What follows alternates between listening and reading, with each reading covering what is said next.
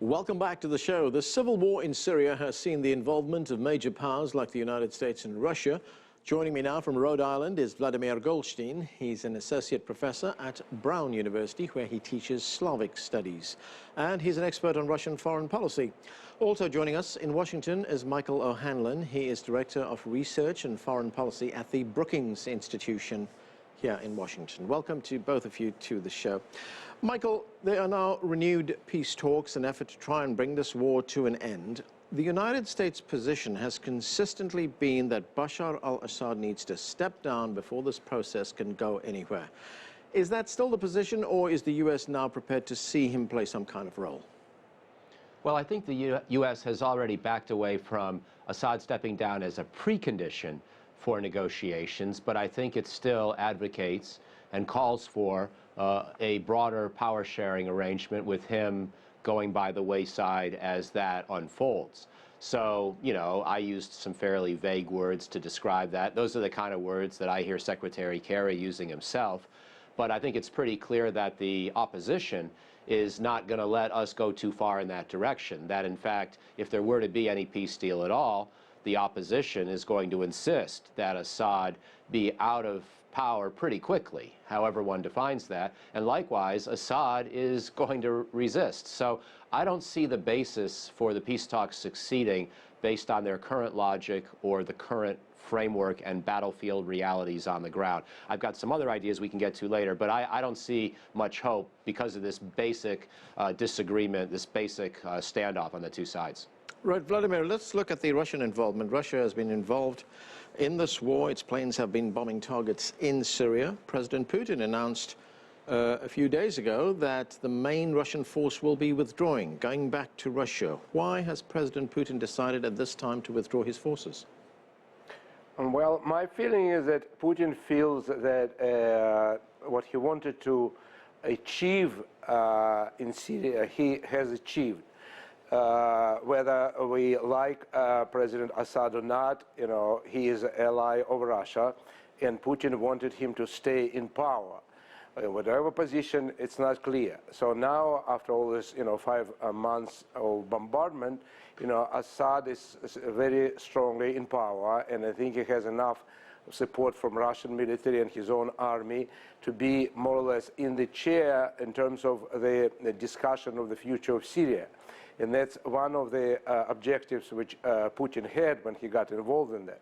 Another objective which he had, you know, was probably, we can view it as some sense of proxy war. In other words, he wanted to realign Russia with its allies in the area, and he wanted to show that Russia is a major player in this area. And he also accomplished that. It's enough for us to see that, you know, Secretary Kerry is flying to Moscow next week, and, you know, Moscow is being consulted on practically every issue. Moscow also showed, you know, a real superiority of its, you know, firepower, electronics, radio equipment. They are now sort of securing certain contracts there. He also secured some kind of border with Turkey by installing some, you know, up-to-date weapons. So I think he accomplished what he wanted to accomplish, and leaves the rest for diplomacy. And I think opposition better, you know, negotiate, and they find the solution, because they are not arguing from the position of power, which is obvious. Michael, what's your view on the Russian involvement and the subsequent withdrawal? Was this, as Vladimir points out, Russia's way of telling the United States that we are a major power that needs to be dealt with? Yeah, I thought Vladimir's analysis was very good. I think I would agree with virtually all of it. I mean, we have to remember how Putin views the world and how he views Russia's role within it and what his goals have been in that context. I also think that President Putin does not want to be involved in this war indefinitely because of its budgetary costs and because it potentially pits him as the enemy of Sunni Islam and Sunni Muslims, and he can't really afford for that perception to intensify given the problems he's had historically with Chechnya and other Sunni Muslim extremist forces. So by having a limited intervention and then deliberately playing down his public role in that war, he can still have a quieter, more modest influence, but seem to be pushing Assad to peace negotiations and avoiding a big backlash from the broader Sunni Muslim world. So I think from his own perspective, he did achieve what he wanted. However, this is obviously a work in progress. Syria is nowhere near stable, and this can go in a million different directions in ways that could hurt Russia and or the United States, and we all have an interest in some degree of stabilizing the conflict. So I'm not going to give anybody too much credit until we see some kind of a stable outcome. In fact, right now I would say that everyone deserves some collective criticism, because even if they're achieving certain specific goals, and Putin in particular, I don't see this serving the interest yet of a stable Syria. Now, what Putin has done could help us potentially towards that outcome, or at least could be consistent with the pursuit of that outcome, but it's too soon to say that will be achieved. Well, let's talk about that outcome for a moment. You mentioned a moment ago that the U.S. position on Bashar al-Assad is pretty ambiguous right now, and for that reason, these talks won't go anywhere. What's next then? Where do they go?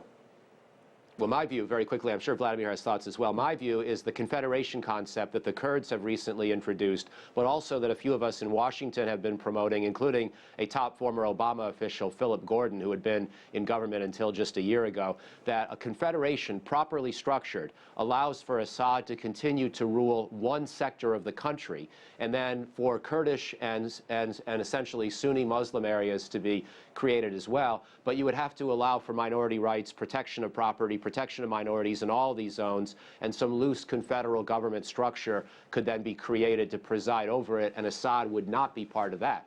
To me, that's the natural compromise, but we're seeing right now that the United States, Turkey, other countries are not at all willing to consider this idea. I think they're wrong, because I don't see any other way out of this problem. Vladimir, what do you think? A federal concept for Syria, will that work?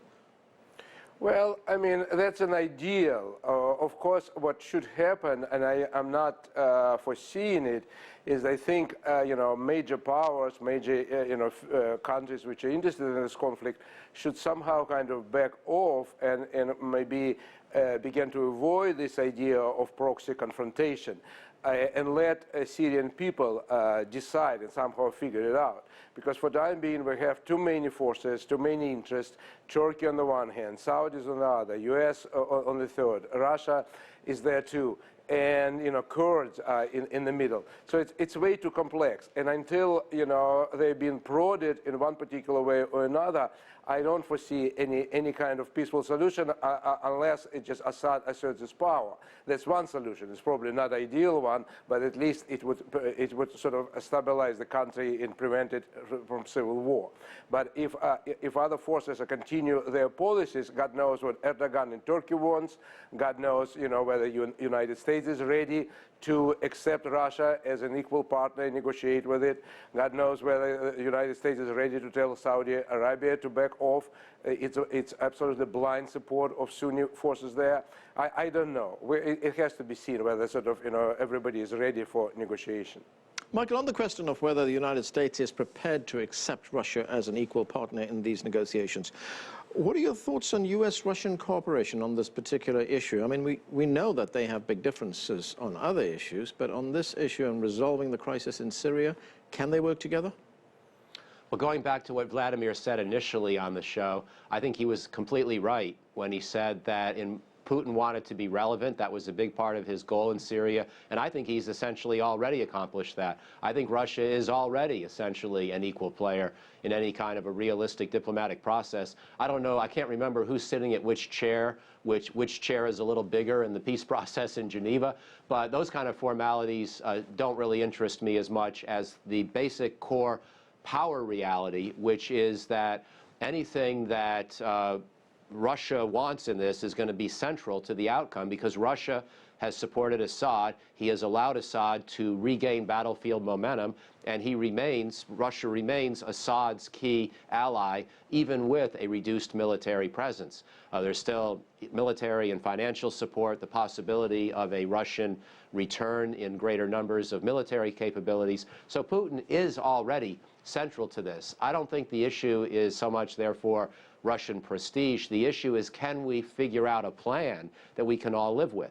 And right now, as your questions originally got at, the answer is no, because the United States is essentially insisting that at some point Assad must go, but also making the defeat of ISIS its top priority, and doing all that without committing much military force to the equation. So we have an inherently unrealistic set of competing priorities. Assad is not going to go. The opposition is not going to agree that he stay. So at the moment, we're nowhere. And that's the core problem. There's no plan that people will agree on.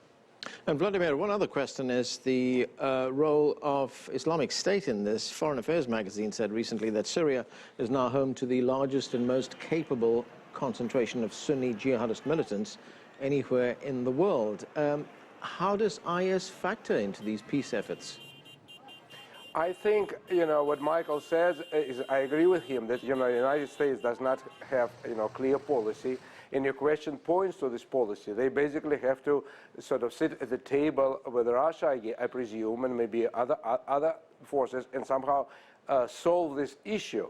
Because if the game continues that Russia blames United States for supporting ISIS, or Turkey and United States blames Russia for bombing indiscriminately, for violating human rights, and doing the usual sort of propaganda things, we'll never solve it. That's precisely the ideal situation, ideal sort of area for ISIS to grow, while these other countries sort of at each other. So this is a high time for some kind of cooperation, not just only in the Middle East, but on many other dimensions. Having said that, we have to be realistic. Who is calling the shots in Washington? We have the same establishment there in State Department. We have a lame duck president who is probably much more interested about his place in history rather than everyday concrete reality. Right. So I think until we have new president, nothing will be actually moving there.